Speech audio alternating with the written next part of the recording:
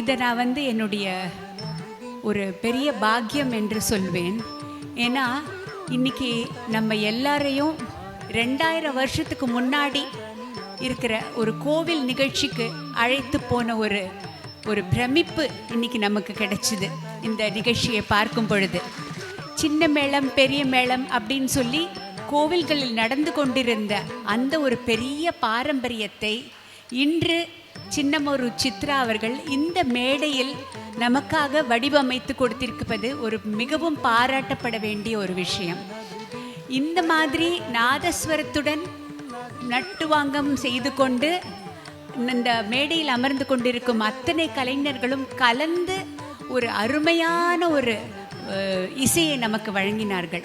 இது வந்து பார்த்து ரொம்ப ரொம்ப நாளாச்சு. நாதஸ்வரத்தோடு சேர்ந்து அப்படியே வந்த அந்த ஒரு நாட்டியம் எல்லா விதத்திலும் ரொம்ப யுனிக் அப்படின்னு சொல்லுவாங்க. எங்கேயுமே பார்த்திராதபடி நடந்து கொண்டிருந்த ஒரு நிகழ்ச்சி இது வந்து இதுக்காக என்னுடைய மனமார்ந்த பாராட்டுதல்கள் சித்ரா அவர்களுக்கு.